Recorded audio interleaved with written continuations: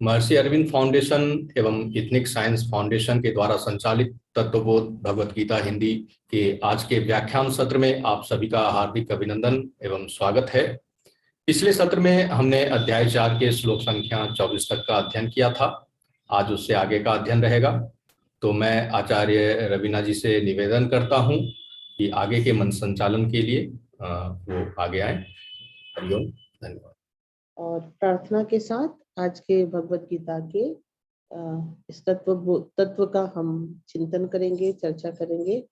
और आप पूरे भारत से जो भी साधक साधिकाएं यहाँ पे जुड़ रही हैं, उनको मैं प्रणाम करती हूँ। उनके हृदय में स्थित परमेश्वर को, परमात्मा को प्रणाम करते हुए आज के इस सत्र का शुभारंभ करती हूँ। ओम अज्ञानतिमिरान्धस्य ज्ञानाञ्जनशलाकया चक्षुरुन्मीलितं येन तस्मै श्रीगुरवे नमः। सच्चिदानन्दरूपाय विश्वोत्पत्त्यादिहेतवे तापत्रय विनाशाय श्रीकृष्णाय वयं नमः। वसुदेवं सुतं देवं कंसचाणूरमर्दनं देवकी परमानन्दं कृष्णं वन्दे जगद्गुरुम्। हे कृष्ण करुणा सिंधु दीनबंधु जगत्पते गोपेश गोपिका कांत राधा कांत नमोस्तुते। तप्त कांचन गौरांगी राधे वृंदावनेश्वरी वृषभानुसुते देवी प्रणमामि हरिप्रिये। जय श्री कृष्ण चैतन्य प्रभु नित्यानंद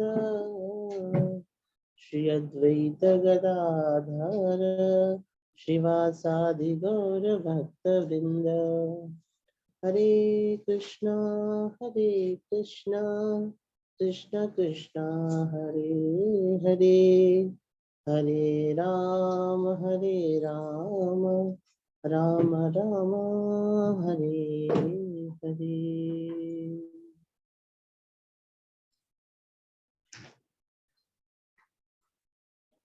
तो जैसा कि आप सभी को विदित है, हम लोगों ने भगवद गीता के 24वां नंबर अध्याय 4 के 24वां नंबर श्लोक तक हम लोगों ने चर्चा किया था। आज हम 25वां से शुरुआत करेंगे। और तो 25वां नंबर का श्लोक बहुत सुंदर श्लोक है।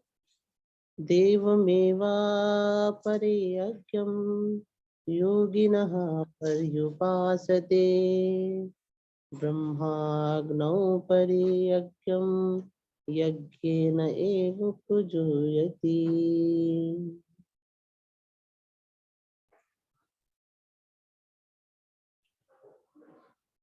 तो जैसा कि आप जानते हैं, भगवान श्री कृष्ण को कहा गया है कि वो विश्व गुरु हैं।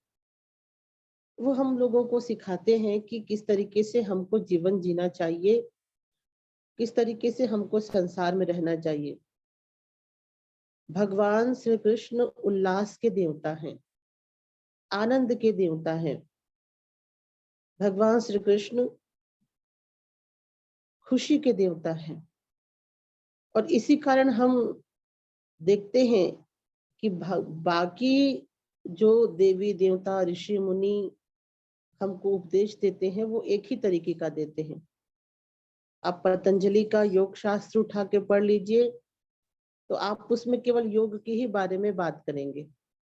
उनको पढ़कर ऐसा लगता है कि योग ही सब कुछ सही है और योग के अतिरिक्त दुनिया में कुछ नहीं है जिससे हम मुक्ति को पा सके। पतंजलि शिव जी का शिव सूत्र पढ़ें तो उसमें केवल ध्यान और मेडिटेशन के बारे में बताया गया है कि किस प्रकार से ध्यान होना चाहिए, किस प्रकार से मेडिटेशन होना चाहिए। शिव जी अपने तंत्र सूत्र में पार्वती जी को बात करते हैं। भगवान बुद्ध के उपदेशों को पढ़ें तो भगवान बुद्ध बड़े तार्किक लगते हैं, तर्क के माध्यम से वो उपदेश देते हैं। भगवान महावीर का हम अध्ययन करें तो महावीर स्वामी सदैव त्याग के पक्ष पे रहते हैं कि संपूर्ण त्याग से ही जीवन का परम कल्याण होगा। तो हम देखते हैं कि बाकी जो देवी देवता है या बाकी जो ऋषि मुनि है वो बहुत एक अकेले मार्ग को लेके बहुत बात करते हैं और उस मार्ग के प्रति उनकी आस्था को दृढ़ करने के लिए उसी एक मार्ग मात्र को ही हमारे सामने रखते हैं। पर श्री कृष्ण का जीवन, चरित्र और उपदेश इन सब से बहुत अलग है। भगवान श्री कृष्ण का उपदेश कभी एकांगी नहीं रहा। भगवान केवल योग के बारे में नहीं बोलते हैं, जैसे कि पतंजलि कहते हैं। भगवान ने दुनिया के हर विषय वस्तु को उन्होंने हर प्रकार के व्यक्तियों के लिए अलग अलग बात कही। आप कल्पना नहीं करेंगे, कल्पना मतलब आश्चर्य करेंगे, भगवत गीता में भगवान ने शूद्रों के लिए, वेश्याओं के लिए, स्त्रियों के लिए इतना तक भगवान श्री कृष्ण ने उनके लिए बात किया है।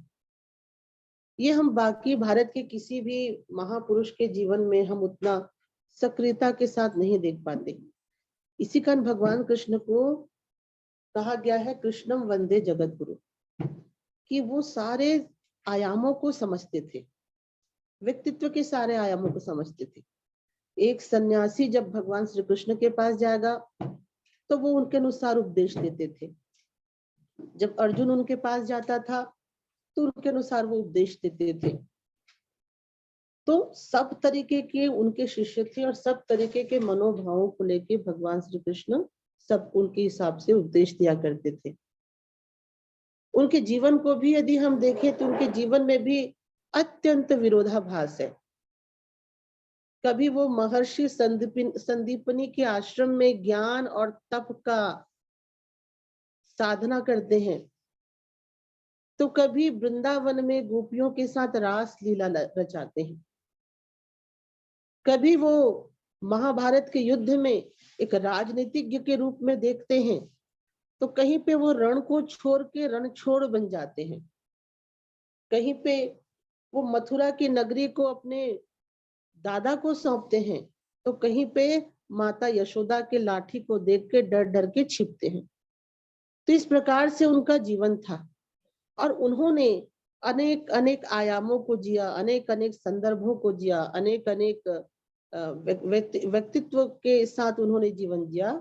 इसी कारण जब वो भगवत गीता का उपदेश करते हैं तो भगवत गीता का उपदेश केवल सन्यासियों के लिए नहीं था, भगवत गीता का उपदेश केवल गृहस्थों के लिए नहीं था, भगवत गीता का उपदेश केवल राजनीतिज्ञों के लिए नहीं था, भगवत गीता का उपदेश केवल विद्यार्थियों के लिए नहीं था, बल्कि प्राणी मात्र चाहे वो किसी भी धर्म, संप्रदाय, व्यवसाय सबसे जुड़ा हुआ हो, भगवत गीता में अपने लिए कुछ न कुछ अनमोल रत्न खोज लेता है। इसी कारण क्या क्या कहा गया है, गीता सुगीता कर्तव्या किम शास्त्र विस्तरई। गीता सुगीता कर्तव्या किम शास्त्र विस्तरई, कि अन्य शास्त्रों को विस्तार करने से कोई आवश्यक नहीं है। वेद, वेदांग, उपनिषद, पुराण, व्याकरण इत्यादि इत्यादि शास्त्रों को पढ़ने के लिए विस्तार करने की आवश्यकता नहीं है। एकमात्र शास्त्र भगवत गीता है। यदि उसको हम सही तरीके से पढ़ लें तो हमारे जीवन में जो समस्या परेशानी आ रही है उसका निदान हम निकाल सकते हैं, क्योंकि गीता को गाने वाले, गीता को बताने वाले जो स्वयं श्री कृष्ण जी हैं, उन्होंने जीवन के हर आयामों को जिया है, हर आयामों को। तो हमने देखा चौथे अध्याय में कि भगवान कहते हैं कि यज्ञ के माध्यम से हमारा परम कल्याण होगा। और यहाँ पे यज्ञ का मतलब क्या होता है? यज्ञ का मतलब होता है परमार्थ का काम करते हुए, मतलब अर्पण करते हुए। त्याग में जीवन को ही यज्ञ कहा गया है। तो भगवान श्री कृष्ण कहते हैं कि त्याग में जीवन से ही परम कल्याण होगा। तब वो बोलते हैं कि हर व्यक्ति अलग अलग स्तर पर तो त्याग कर सकता है, त्याग करने से परम कल्याण है, पर सबका अपना अपना लेवल है, अपना अपना स्तर है। कोई हर व्यक्ति अचानक सब चीज को छोड़ छाड़ के जंगल नहीं जा सकता, कोई व्यक्ति सब चीज को छोड़ छाड़ के संन्यास नहीं ले सकता। तो अलग अलग स्तर पे अलग अलग त्याग होंगे। तो इसी कारण भगवान श्री कृष्ण ने अलग अलग प्रकार के यज्ञों का विवेचना किया है कि कितने प्रकार के यज्ञ होते हैं। देवता कैसे यज्ञ करते हैं, सन्यासी कैसे यज्ञ करते हैं। यज्ञ मतलब उनका जो त्याग में जो जीवन है, त्याग में जीवन पे आधारित उनकी जो साधना है वो कैसा होता है, इसके बारे में भगवान श्री कृष्ण हमको बताते हैं। अलग अलग तरीके के लोगों का त्याग, और जो जिस स्तर का त्याग करेगा, जो जिस स्तर की भावना रखेगा, वो उस स्तर का उसको कल्याण की प्राप्ति होगी।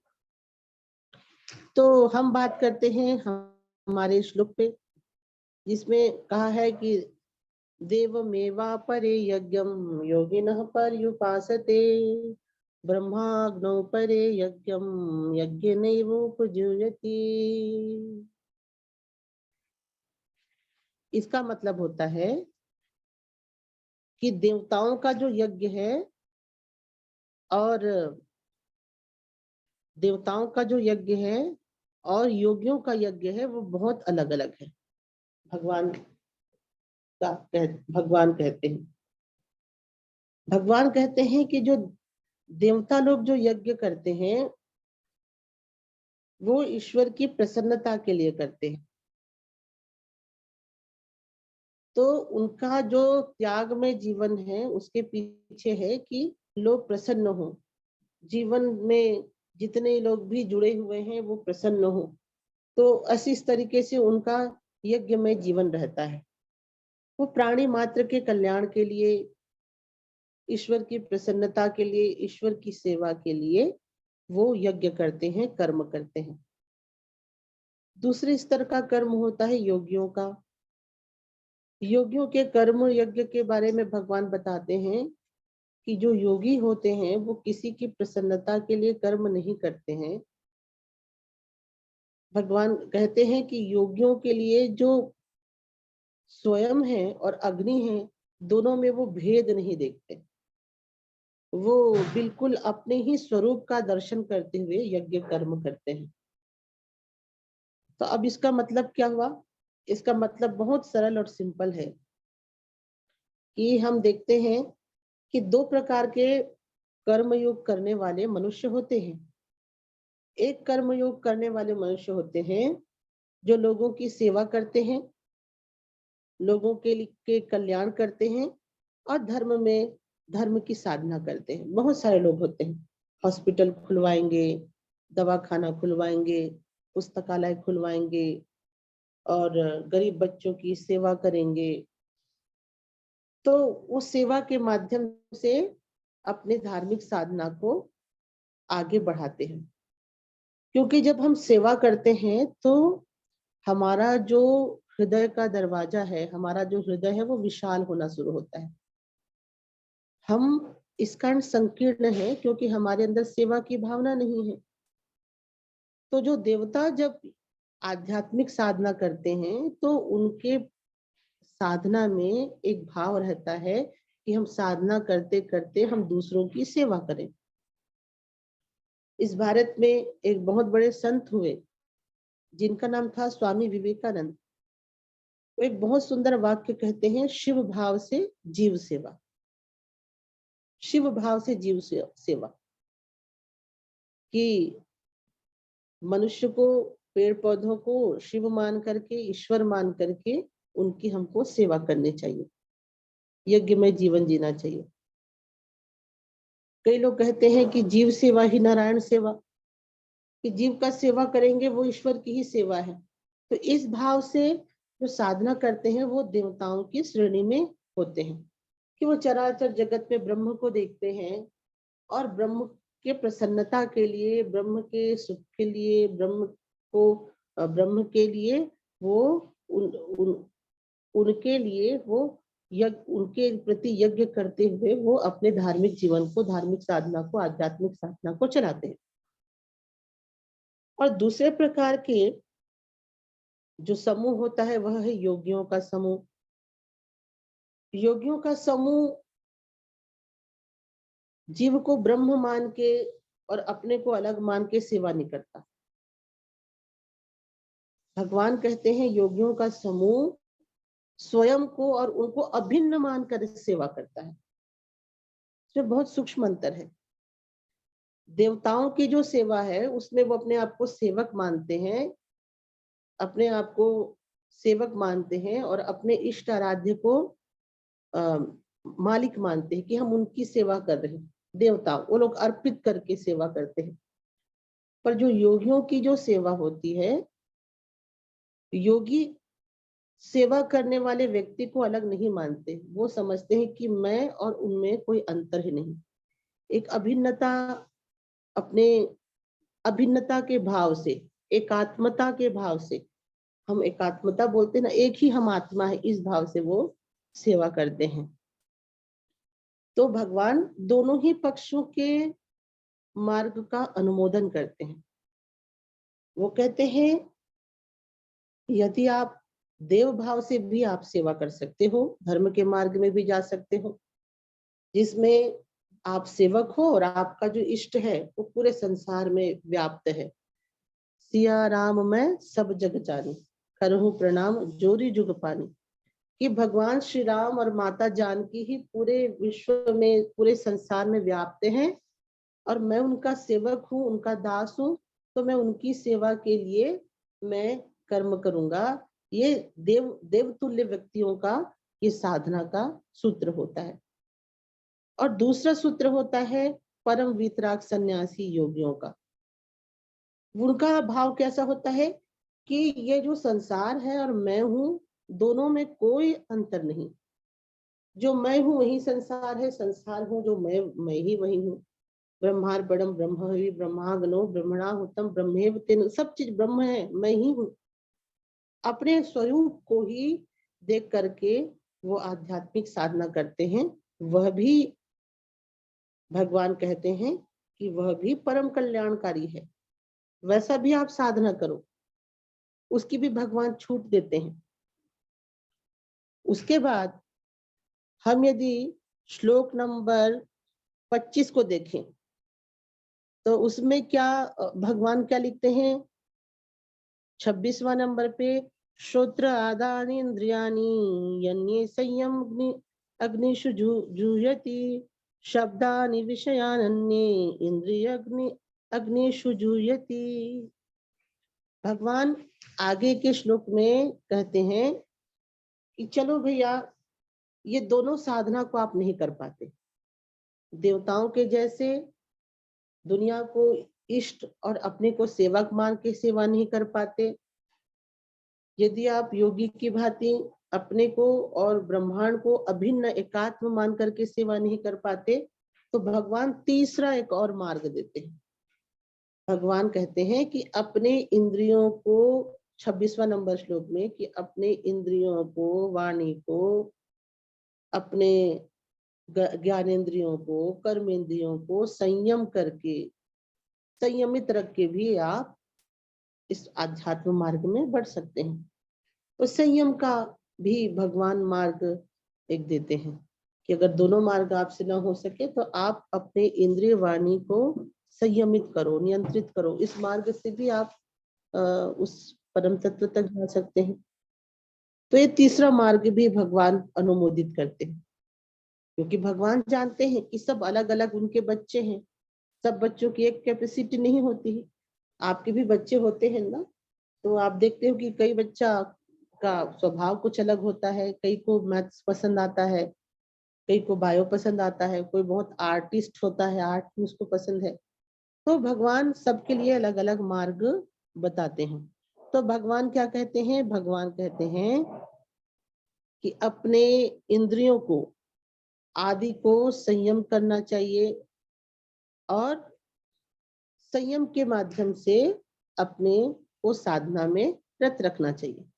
बहुत सारे ऐसे साधक आपको मिलेंगे जो हिमालयों की कंदराओं में रहते हैं। वो जीव सेवा नहीं करते, कई बार आके वो प्रत्यक्ष रूप से, भौतिक रूप से जीव सेवा नहीं करते, ना वो अपने स्वरूप को, संसार को अपना स्वरूप मान के संसार में सक्रिय रूप से काम करते हैं, ऐसे भी नहीं होते। बहुत सारे ऐसे साधु सन्यासी होते हैं जो तप का जीवन जीते हैं, जीवन भर अपने इंद्रियों का वो संयम करते हैं।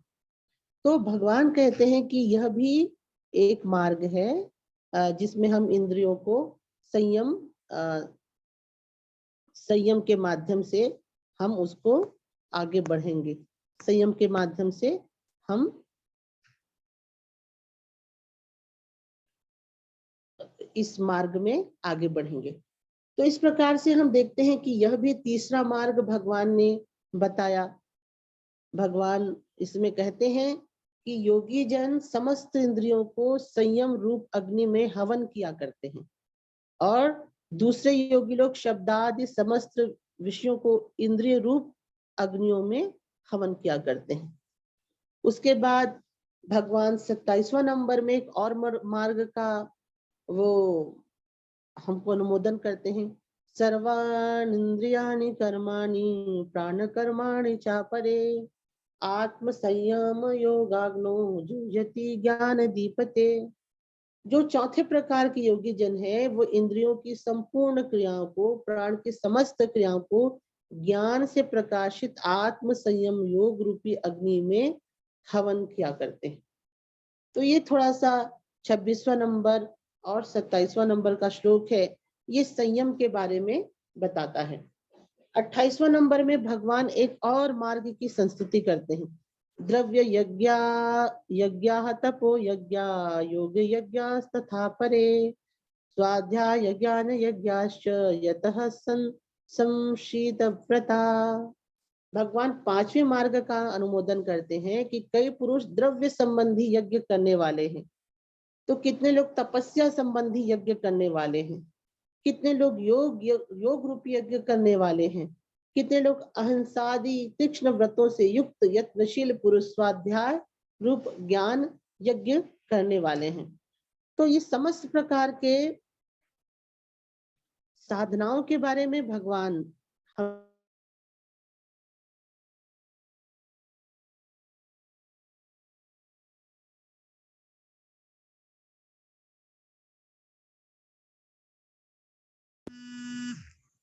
बताते हैं कि अलग अलग तरीके के लोग हैं। एक क्या कहते हैं, द्रव्य के माध्यम से आध्यात्मिक साधना में निरत रहते हैं, कहते ना, जैसे कि बहुत बहुत बहुत बड़े बड़े महापुरुष हुए जिन्होंने अपने जीवन को लोगों के सेवा के लिए समर्पित कर दिया, अपने घर में सारी जो चीजें हैं वो दान में वो दे दी। हम देखते हैं राजा हरिश्चंद्र के बारे में हम बात करते हैं कि सत्य के लिए उन्होंने सब कुछ छोड़ दिया, और अंत में हम क्या देखते हैं, हरिश्चंद्र जो हैं उनको ईश्वर अपने पास उनको बुला लेते हैं। तो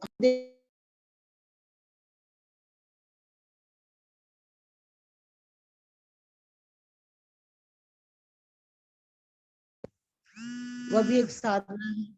भगवान 6वें प्रकार के साधना में बोलते हैं कि कई लोग योग करके अपने श्वास प्रश्वास की साधना करके उस परम तत्व तक प्राप्त करते हैं। भगवान एक और प्रकार के साधकों के बारे में बोलते हैं कि जो स्वाध्याय करते हैं, वो सब चीजों पे मतलब नहीं रहते, वो अपने स्व का अध्ययन करते हैं जीवन भर और परमात्मा की ओर जाते हैं। तो हम देखते हैं कि अलग अलग तरीकों के मार्गों का संस्तुति, ये मेन जो 25वां नंबर, 26वां नंबर, 27वां नंबर श्लोक जो आप देखेंगे कि अलग अलग लोगों के नेचर के अनुसार अलग अलग साधना में किए गए मार्गों के बारे में भगवान बताते हैं। कितने तरीके के मार्ग हो सकते हैं, जो जिस जैसा नेचर का है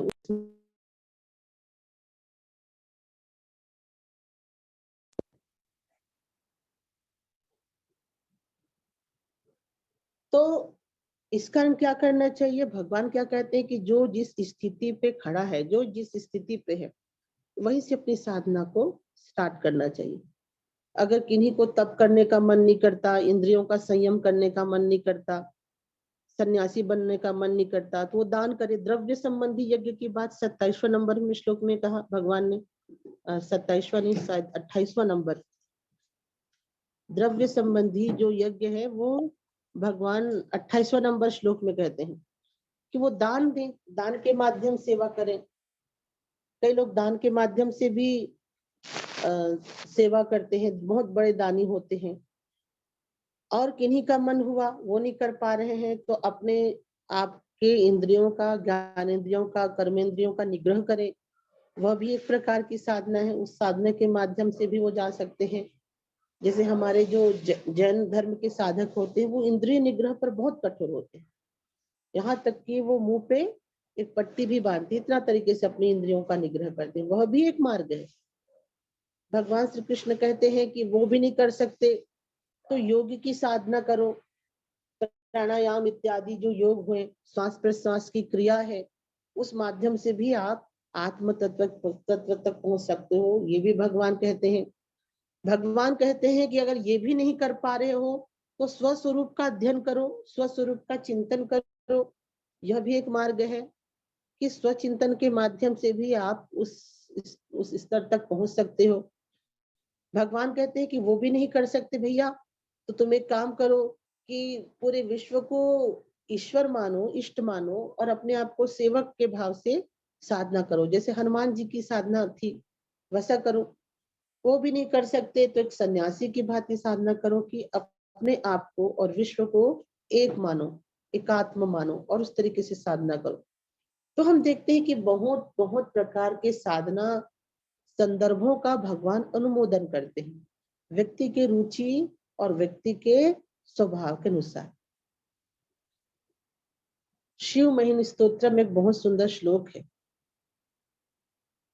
उसमें उसका भाव यह है, मुझे स्मरण नहीं आ रहा है, पर उसमें ऐसा भाव है कि जैसे भिन्न भिन्न नदियां भिन्न भिन्न मार्गों से होते हुए, छोटी बड़ी नदियां भिन्न भिन्न मार्गों से होते हुए अंत में समुद्र में ही विलीन हो जाती हैं, ऐसा ही हे ईश्वर तुम्हारे जो साधक हैं वह भी भिन्न भिन्न मार्गों का अवलंबन करते हुए, भिन्न भिन्न मार्गों में साधना करते हुए आप तक ही पहुंच जाते हैं। तो बहुत सारे साधना के मार्ग हैं, बहुत सारे उन तक पहुंचने के मार्ग हैं। कोई एक मार्ग नहीं है, बहुत सारे मार्ग। और भगवत गीता में हम 24वां, 25वां, 26, 27, 28वां ये सब श्लोकों को पढ़ें तो उसके जो संकेत हैं वो हमको इसमें देखने को मिलता है। अब कोई पानी को एक्वा कहता है, कोई वाटर कहता है, कोई उसको जल कहता है, कोई और कुछ कहता है, पर पानी तो पानी है। तो इसी कारण से भगवान श्री कृष्ण कहते हैं कि भगवान तक पहुंचने के लिए बहुत सारे मार्ग हैं। लोगों को अपने रुचि, अपने स्वभाव के अनुसार अपने मार्ग का अनुमोदन करना चाहिए। और इसी कारण आप देखेंगे भगवान श्री कृष्ण के जीवन में अर्जुन को वो युद्ध करने के लिए कहते हैं, एकदम अलग।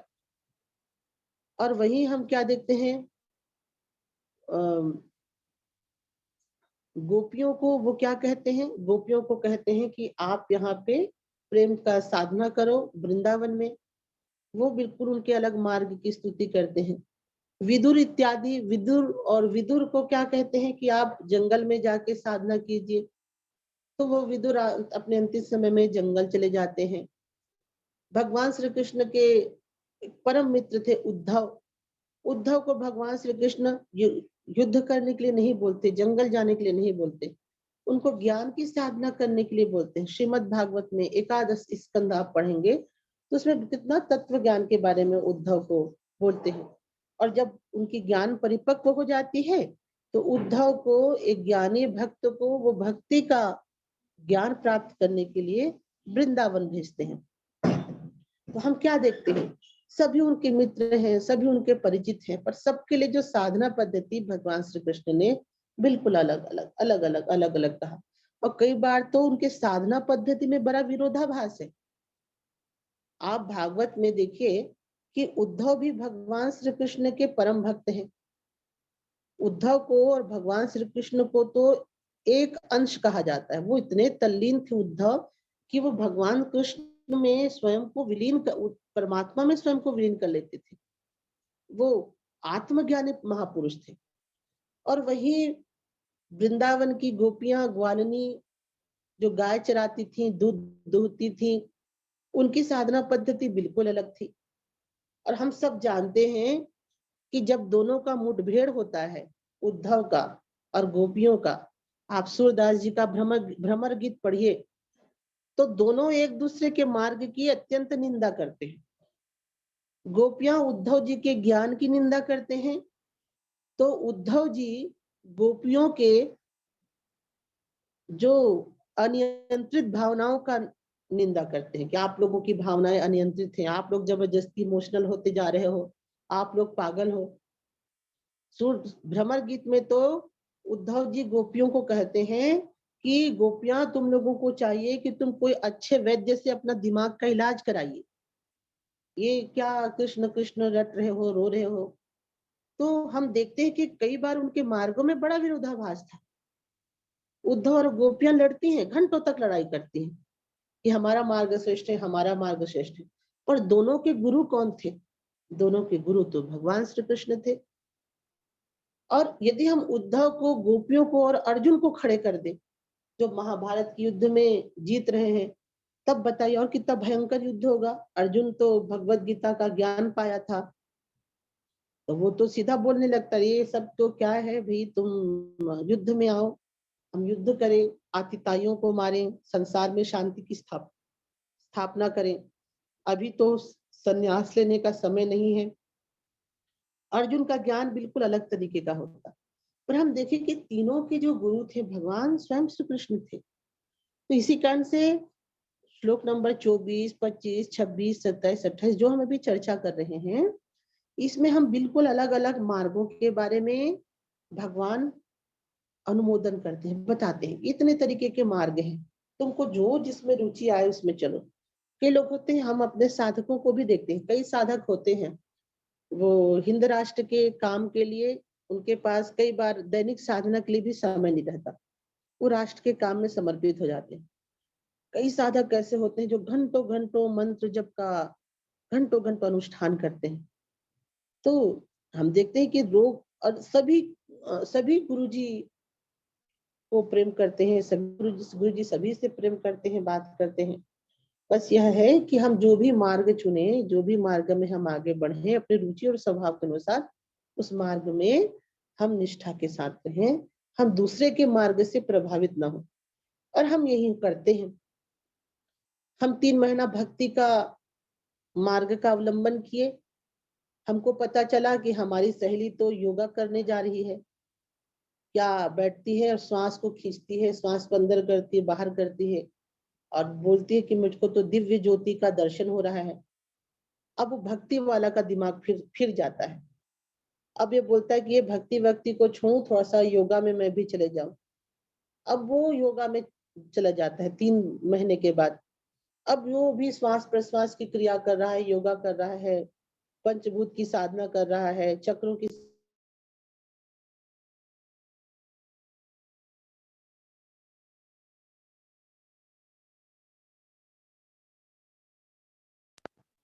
उसका एक मित्र मिल जाता है, तंत्र की साधना कर रहा है। और बोलता रे भैया ये योग को क्या छोड़ रहे हो भाई, ये सब में तो कुछ रखा नहीं, आओ तुमको एकदम तुरंत एलोपैथिक रिजल्ट में देता हूँ, तुम करो मेरे साथ आके। और फिर वो योग को छोड़ के भक्ति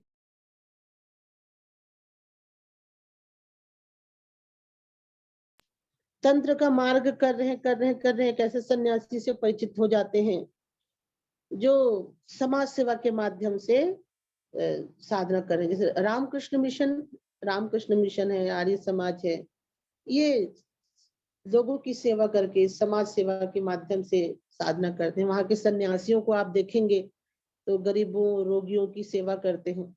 अब वो तंत्र को मार्ग को छोड़ के वो रामकृष्ण मिशन में चले गए। तो अब क्या हुआ, अब वो कोई भी साधना नहीं कर पाए। वो हमेशा एक दूसरे से प्रभावित हो रहे हैं। कभी वो हिमालय चले जाएंगे, कभी वो भजन में लीन हो जाएंगे। तो भगवान कहते हैं कि ऐसा नहीं होना चाहिए। आपका जो मार्ग है, आपके गुरु ने, आपके गुरु परंपरा से जो आपको साधना प्राप्त हुई है, उस साधना को हमको निष्ठा से करना चाहिए। और इसका मतलब यह नहीं है कि हम दूसरों की साधना का निंदा करें। ये भी बड़ा एक खतरनाक आजकल है कि हम साधना तो अपने मार्ग का करेंगे, पर दूसरों के मार्ग का हम जितना निंदा कर सके उतना निंदा करेंगे। मैं कैसे बहुत सारे ऐसे धार्मिक संस्थाओं को जानती हूँ, जो उनके पास आप बैठ जाओ तो खाली वो साधना तो कम रहेंगे, वो दूसरों के संस्था के बुराइयां ही वो ज्यादा करते रहते हैं। तो ये भी गलत बात। तो भगवान कहते हैं कि आप अपने स्वभाव, आप अपनी रुचि, आप अपने प्रारब्ध कर्मों के अनुसार आप अपने मार्ग का चयन करें। उस मार्ग में आप पूरी निष्ठा के साथ साधना करें और दूसरों के मार्ग के प्रति आप सम्मान का भाव रखें। दूसरा का मार्ग के प्रति भी आपका सम्मान का भाव होना चाहिए। और इसी हमारी संकीर्णता को तोड़ने के लिए, इसी हमारी संकीर्णता को खत्म करने के लिए भगवत गीता में भगवान श्री कृष्ण अलग अलग मार्गों का संकेत करते हैं, ताकि हमारा हृदय विशाल हो, हमारा मस्तिष्क विशाल हो, हमारी सोच का दायरा बढ़ जाए। देखिए, हम सब ना एक ज्ञान के दायरे में जीते हैं, जिसको हम बोलते हैं बाउंड्री ऑफ नॉलेज, एक ज्ञान के दायरे में। और उस ज्ञान के दायरे में जीते जीते हम उसके इतने आदी हो जाते हैं, इतने अभ्यस्त हो जाते हैं कि हमारा माइंड सेट हो जाता है कि भैया ये मेरा ज्ञान का दायरा है, अब मैं अपने ज्ञान के दायरे में रहूंगा, और मेरा माइंड सेट हो जाता है। और जब हमारा माइंड सेट हो जाता है तो हम उस नॉलेज के बाउंड्री के बाहर की चीजों को एक्सेप्ट नहीं कर पाते, स्वीकार नहीं कर पाते। हम कई बार हमारे फेसबुक में बहुत सारे हमारे साधक जुड़े हुए हैं, तो कई साधक तो बड़े अच्छे अच्छे पोस्ट डालते हैं, और कई साधकों का पोस्ट हम देखते हैं कि वो तो बिल्कुल दूसरे भावों को, भावनाओं को तो एकदम तर्क के साथ उड़ाने के लिए खड़े रहते हैं। अरे ऐसा नहीं होगा, ये गलत है, ये सही है, ये गलत है, ये सही है। तो मैं बोली ना, जब हमारे माइंड सेट से बाहर कोई चीजें होती है तो वो चीजों को हम स्वीकार नहीं कर पाते, हम अपने माइंड सेट की चीजों को स्वीकार करते हैं। तो ये सबसे बड़ी गलत चीज है। जब मैं छोटी थी तो एक कहानी पढ़ा करती थी पंचतंत्र की, और वो कहानी आज भी पढ़ती हूँ। भले छोटी सी कहानी है लेकिन उसमें बहुत बड़ी शिक्षा है। कहानी ऐसा था कि कुआं था, उसमें एक मेढक रहता है। बहुत बारिश होती है और समुद्र का मेढक कुएं के अंदर घुस जाता है बारिश में, नाली के पानी से। तो कुएं का मेढक पूछता है कि तुम्हारा समुद्र कितना बड़ा है, बताओ। तो कुएं का मेढक एक छलांग लगा के बताता है, इससे बड़ा है। तो कुएं का मेढक विश्वास नहीं करता। समुद्र का मेढक दूसरी बार छलांग लगाता है, तो भी कुएं का मेढक विश्वास नहीं करता। अब तो समुद्र का मेढक कुएं के इस पार से लेके दूसरी पार तक छलांग लगा के बताता है, भैया मेरा जो समुद्र है इससे भी बड़ा है। तो जानते हैं कुएं का मेढक क्या कहता है? कुएं का मेढक कहता है कि जाओ जाओ भैया, तुम दुनिया के सबसे बड़े झूठे हो। इस कुएं से बड़ा तो इस कुएं से बड़ा दुनिया तो हो ही नहीं सकता, नहीं हो सकता। कि कुआं ही सबसे बड़ी दुनिया है। तो समुद्र का मेढक अपने सिर को पकड़ता है और और क्या करता, कुछ नहीं कर सकता। भले ये कहानी थोड़ा छोटा है और हमको लगता है कि, पर ये हमारी मानसिकता को दर्शाता है कि हम भी इस तरीके कुएं के मेढक हैं।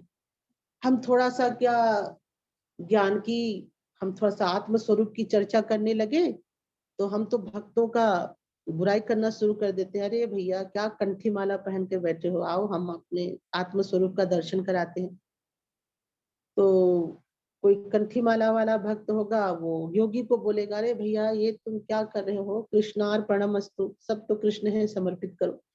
तो हमको इस प्रकार के संकीर्णता से बचना चाहिए, हमको इस प्रकार के भावों से बचना चाहिए, हमको दूसरों के मार्गों की निंदा करने से भी बचना चाहिए। अरे भैया, जब भगवान कहते हैं कि तुम दान के माध्यम से भी मुझको प्राप्त हो जाओगे, केवल दान के माध्यम से। तो हमारी और आपकी क्या औकात जो दूसरों के मार्ग की निंदा करे। भगवान कहते हैं अर्जुन को कि अर्जुन तुम युद्ध कर्म करो निष्काम भाव से, युद्ध करते हुए भी तुम मुझको प्राप्त हो जाओगे। तो हमारी और आपकी क्या औकात कि हम दूसरों के मार्ग का निंदा करें। इसका कभी किसी के साधना पद्धति का निंदा नहीं करना चाहिए। अपने साधना पद्धति के प्रति निष्ठा का भाव रखना चाहिए, दूसरे का सम्मान करना चाहिए और निष्काम करना चाहिए। तो भगवान ने क्या कहा, एक साधना पद्धति बताई जिसमें पूरा विश्व आपका इष्ट है, ब्रह्म है, और आप उसके सेवक हैं, जैसे देवता करते हैं, वो भी एक मार्ग है। दूसरा भगवान ने कहा, दूसरा मार्ग क्या है कि आप उनको इष्ट मत मानो, अपने आप को सेवक मत मानो। आप ये मानो कि वो और आप एक ही हैं, ये जो विश्व है और आप एक हो, एकात्म हो और काम करो। ये दूसरा प्रकार का मार्ग है। तीसरे प्रकार के मार्ग में भगवान क्या कहते हैं कि आप अपने ज्ञानेंद्रियों का संयम करो, केवल ज्ञानेंद्रियों का संयम करो। कर्म इंद्रियों का भी मार्ग छोड़ने के लिए बोलते हैं। भगवान का कहना है कि धीरे धीरे कर्म इंद्रियां भी ठीक हो जाएंगी, वह भी एक मार्ग है। अगले मार्ग में भगवान बोलते हैं कि तुम केवल कर्म इंद्रियों का संयम करो, नाक कान मुंह जो कर्म इंद्रियां हैं उनका आप संयम करो, तो बाकी चीजें जो ऑटोमेटिक घटित होना शुरू हो जाएंगी, वह भी मार्ग भगवान कहते हैं। पांचवें नंबर के मार्ग में भगवान कहते हैं कि ये भी नहीं कर सकते तो दान करो, आपके पास जो धन संपत्ति आप इकट्ठा किए हो उसको परमार्थ में दान करो, वह भी एक मार्ग है, उससे भी आप परम तत्व को जाओगे।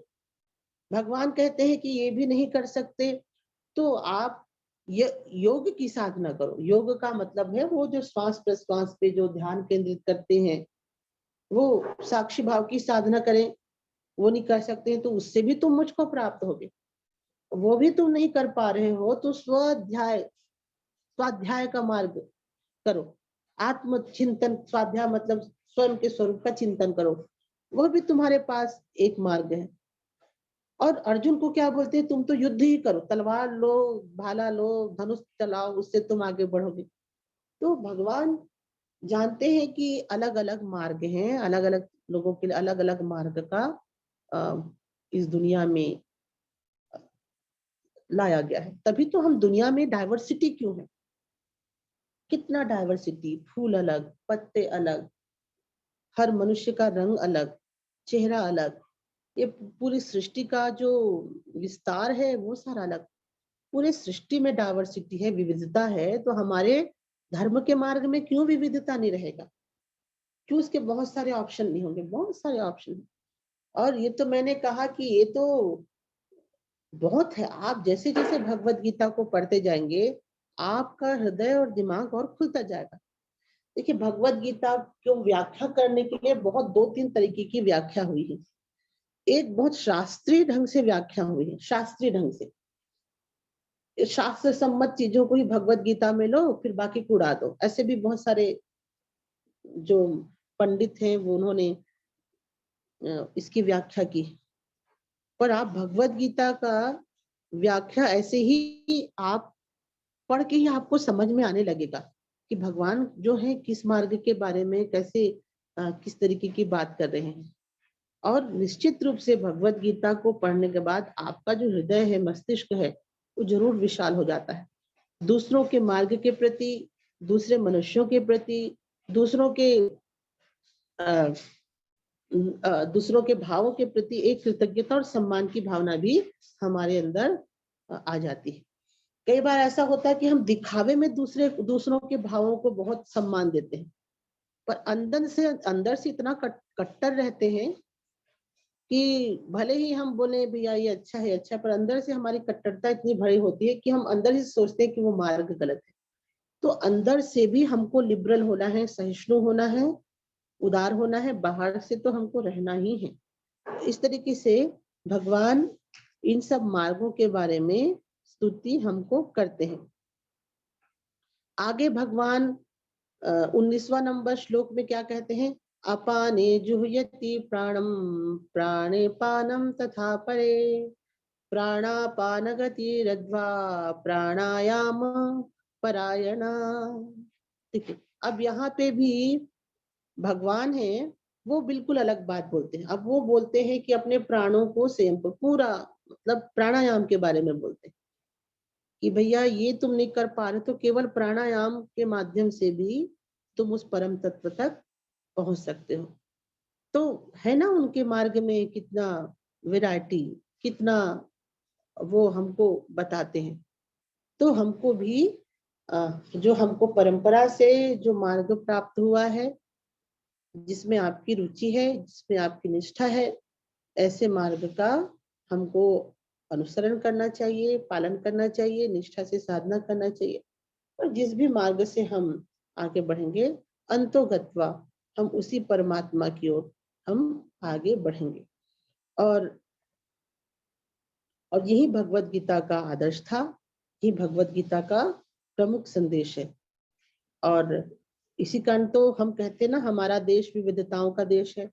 हर राज्यों में हर प्रकार की अलग संस्कृति, भाषा, क्षेत्रीयता, रंग और रहने का ढंग अलग अलग है। तो हमारे भगवान के मार्ग का ढंग एक कैसा हो सकता है? तो हर तरीके के लोगों को, हर व्यक्तियों के लिए अलग अलग चीजों के बारे में बात करते हैं। इवन भगवत गीता में तो ये कहा गया है कि जो स्वार्थ के भाव से देवताओं की पूजा करते हैं, बलि देते हैं, वह भी एक समय उनका भी परम कल्याण होगा। ये भगवत गीता में लिखा है कि वो भी एक समय में आगे बढ़ेंगे। तो ऐसे उदार ग्रंथ का हमको अवलोकन करना चाहिए, पठन करना चाहिए और इसका मनन करना चाहिए। तो अब गुरु जी तो पहले, मैं बहुत सारे साधकों से बातचीत करती थी, बहुत सारे साधक बताते हैं कि गुरुजी आज उनको इस बार उनको आत्म चिंतन करने की ही साधना दी। गुरुजी ने कहा कि भाई तुम जो पहले साधना करते हो उसको अब बंद कर दो, अब अपना आत्म चिंतन ही करते रहो। तो कई बार क्या होता है कि साधकों को साधना के प्रति जो उनका आसक्ति है उसको तोड़ाने के लिए भी भगवान इस तरीके के मार्गों का संस्तुति करते हैं। कई बार हम किसी मार्ग को पकड़े पकड़े पकड़े पकड़े अत्यंत आसक्त भी हो जाते हैं, अत्यंत आसक्त हो जाते हैं। तो ये भी गलत बात है, मतलब यह भी नहीं होना चाहिए। जो मार्ग है वो केवल मार्ग है, एक समय उस मार्ग को भी आपको छोड़ के आगे बढ़ना पड़ेगा। तो इस तरीके से बहुत साधक बताते हैं कि पहले वो श्री विद्या की साधना कर रहे थे, ये पर्टिकुलर ये साधना कर रहे थे, पर अभी उनको निर्देश मिला है कि वो केवल आत्मचिंतन करें। तो इस तरीके की भी व्यवस्था ईश्वर के द्वारा होती है कि वो साधना के मार्ग को भी छुड़ा के दूसरा साधना में लाते। अभी देखिए ना, हमारे संस्था में भी बहुत सारे लोग थे जो पहले अम, दूसरी प्रकार की साधना करते थे, बहुत कट्टरता के साथ देवी को मानते थे, देवी देवताओं की पूजा करते थे। पर अब देखेंगे तो उनके कमरे में देवी देवता ही नहीं मिलते, अब पूरा वो दूसरे प्रकार की साधना में चले गए। तो ऐसा भी होता है कि गुरु और ईश्वर आपके कल्याण के लिए आपके पूर्व की साधना पद्धति को भी छुड़ाकर नए साधना पद्धति की ओर आपको जोड़ते हैं। तो वो उनका खुद का एक नियोजन होता है, खुद का उनकी प्लानिंग होती है, खुद का उनको पता होता है कि किस चीज में उनके बच्चों का कल्याण है, किस चीज में उनके बच्चों का भलाई है, और उसके अकॉर्डिंग, उसके अनुसार वो इन साधना पद्धतियों को वो आगे बढ़ाते हैं, हमको प्रदान करते हैं। तो इस प्रकार से हम आज के सत्र में हमने क्या सीखा? आज के सत्र में हमने सीखा कि ईश्वर लाभ करने के लिए, आत्म तत्व को पाने के लिए अनेक मार्ग हैं, और हमको अपने रुचि स्वभाव के अनुसार मार्ग का चयन करना चाहिए। और इनको हमको थोड़ा सा समझना चाहिए कि हमको कौन से मार्ग में हम ज्यादा अपने आप को ज्यादा बेहतरीन बेहतरीन तरीके से, बेहतरी से हम अपने आप को डेवलप कर सकते हैं। कोई बहुत भावुक है, भावनाशील व्यक्ति है, तो उसके लिए भक्ति का मार्ग ठीक होता है। कोई बहुत कर्मठ है, कर्मशील है, तो उसके लिए कर्म योग का मार्ग बहुत अच्छा होता है। कोई व्यक्ति बहुत चिंतक है, चिंतन करता है, तर्क करता है, चिंतनशील है, तो उसके लिए ज्ञान का मार्ग ठीक है। कई बार ऐसा होता है कि कई लोग ज्ञान मिश्रित भक्ति, भक्ति मिश्रित कर्म, और कई बार कर्म मिश्रित ज्ञान, यह भी एक मार्ग होता है। तो ये सब मार्ग हमें ईश्वर ने हमको हमारे रुचि और स्वभाव के अनुसार दिया है। इस कारण मैं तो कहती हूँ कि 25वां, 26, 27वां, 28वां नंबर में जो भी चीजें लिखी गई हैं, आप उसको थोड़ा सा डीपली पढ़िए, तो आपको नए नए भाव उसमें दिखाई देंगे। कि एक मैं अभी सोच द्रव्य यज्ञ जो अभी मैं नया पढ़ी, कि हम केवल दान के माध्यम से भी उस परम तत्व तक जा सकते हैं। फिर मैं सोच रही थी कि मैं दान करूंगी अपने सामान का, अपने कमाई का, अगर मैं दान कर रही हूँ तो मैं परम तत्व तक कैसे जा सकती हूँ। और मैं थोड़ा चिंतन की, सोची कि हम दान करते हैं तो क्या होता है, कहीं ना कहीं हम अपने सबसे प्रिय वस्तु को दूसरों को देते हैं। और दुनिया में समझिए कि बंधन का सबसे बड़ा कारण क्या है, आसक्ति। पर जब हम दान देते हैं तो हम अपने आसक्ति के चीजों को हम अपने से अलग करते हैं स्वेच्छा से। तो सोचिए कि कोई अगर दानी है तो निश्चित रूप से एक समय ऐसा आएगा जब उसके अंदर से आसक्ति की भावना खत्म हो जाएगी दान के माध्यम से। तो वो धीरे धीरे धीरे धीरे वो आगे की ओर बढ़ेगा। एक भाव है कि हमको ईश्वर मान के जीव की सेवा करते हुए आध्यात्म की साधना करना है। ये भी मैं चिंतन की, ऐसा करने से कैसे कोई आध्यात्म में जा सकता है। पर सोचिए कि आप कभी जीव की सेवा कर रहे हो, कोई गरीब अम्मा है उसकी सेवा कर रहे हो, पड़ोस में कोई भूखा है उसको आप खाना खिला रहे हो, करुणा के साथ, ईश्वर के भाव के साथ, तो आपका धीरे धीरे चित्त शुद्ध होने लगेगा। आपके चित्त की जो शुद्धि है वो बढ़ने लगेगी। आप कभी कीजिए, जब हम किसी दुखी गरीब व्यक्ति का हेल्प करते हैं तो अंदर से हमको बहुत सुकून मिलता है, एक शुद्धता का भाव आता है। तो जो कोई समाज सेवा मन लोगों की सेवा करते हुए भी आगे बढ़ना चाहता है, वो लोगों की सेवा करते करते करते करते एक समय आएगा जब उसका चित्त शुद्ध हो जाएगा, उसका मन शुद्ध हो जाएगा।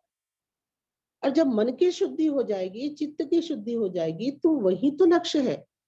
चित्त शुद्ध हुआ, मन शुद्ध हुआ, उस आत्मा का प्रतिबिंब आपके चित्त पे दिखने लगेगा। उस आत्मा का प्रतिबिंब आपको दिखने लगेगा। अभी चूंकि चित्त अशांत है, चित्त अशुद्ध है करके हम आत्मा को दर्शन नहीं कर पाते।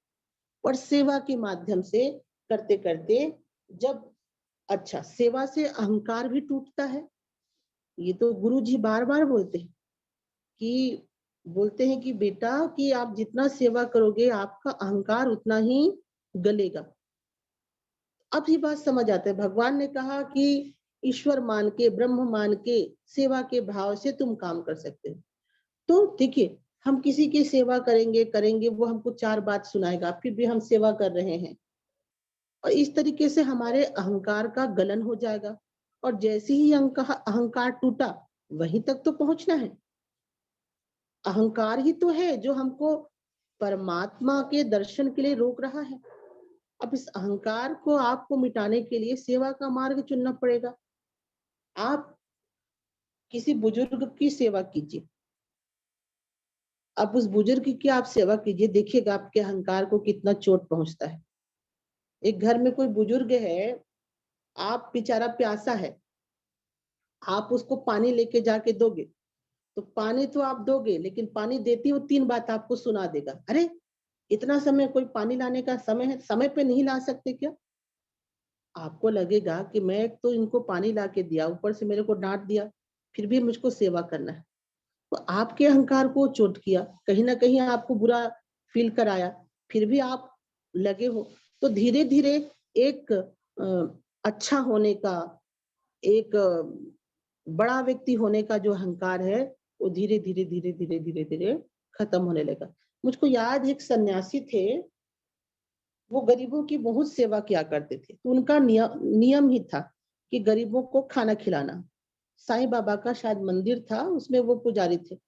तो साईं मंदिर के नीचे में बहुत सारे गरीब लोग बैठे रहते थे। तो एक बार क्या हुआ, वो थाली सजा के पत्तल में दाल चावल सब्जी सब सजा के लाके दिए। अब वो जो गरीब था वो पागल था, पूरी तरीके से मेंटल डिस्टर्ब था।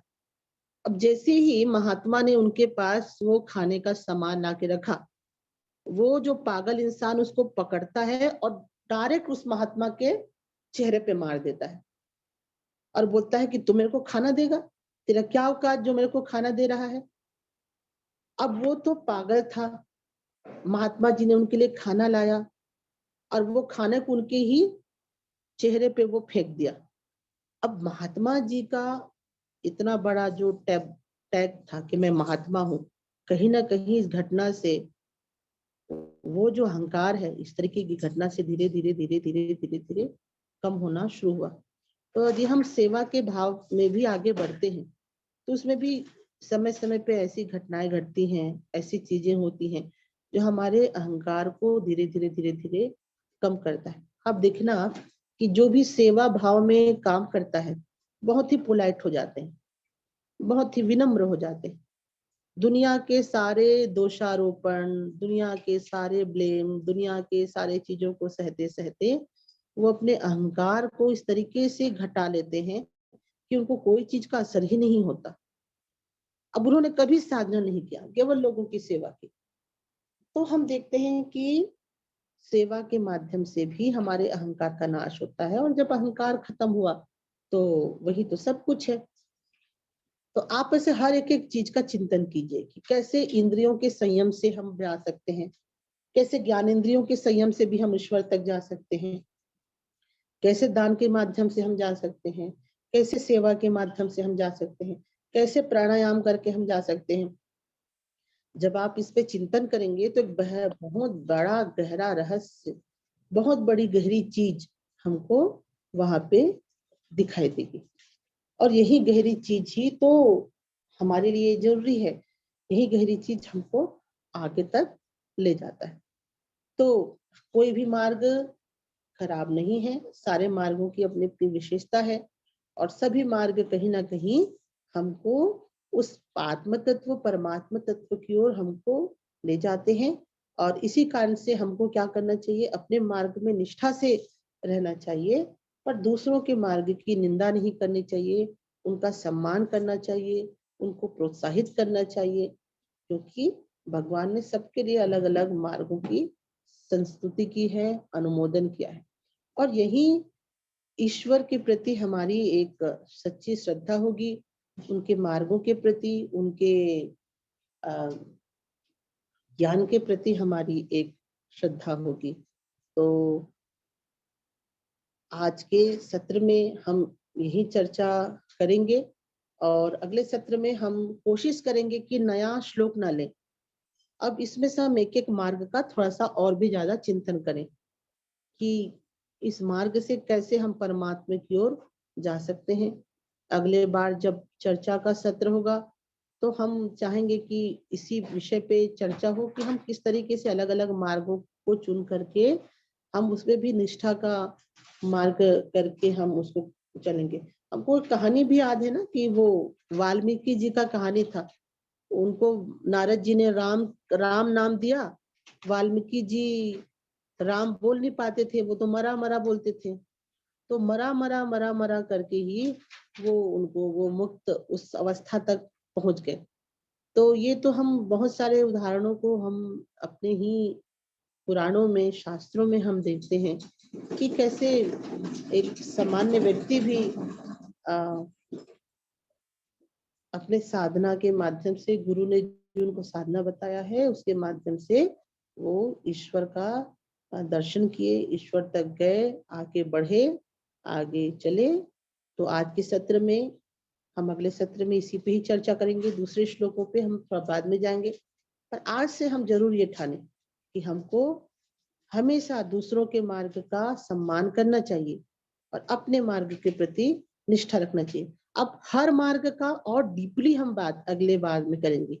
कैसे इतना जो अभी 8 हम लोगों ने 8 प्रकार पढ़ा, अभी 8 प्रकार कैसे, इस पे हम थोड़ा सा विश्लेषण करेंगे कि कैसे हमको परमात्म बोध तक ले जाएगा। क्या हमारे इंडिया में ऐसे साधक हुए हैं कि उन्होंने इन सब मार्गों से आगे बढ़ा और वो परमात्मा तत्व तक पहुंच गए।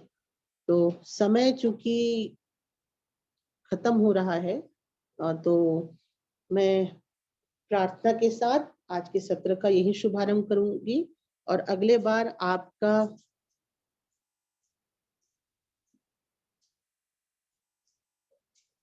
विकास जी अभी तो कोई प्रश्न नहीं ले सकते ना, अभी तो खत्म ही करते हैं क्योंकि समय हो गया है। नहीं, अभी प्रश्न नहीं है, समय नहीं बचा है इस कारण से।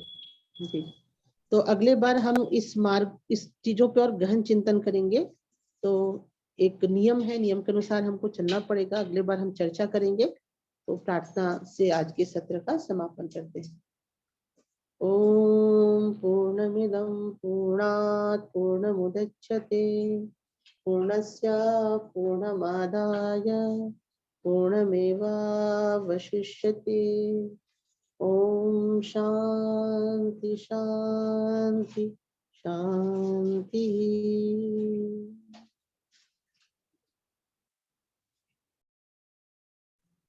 धन्यवाद आचार्य जी। आप सभी साधकों का भी धन्यवाद। आप ससमय नए समय से जुड़े, उसके लिए आप सभी का आभार।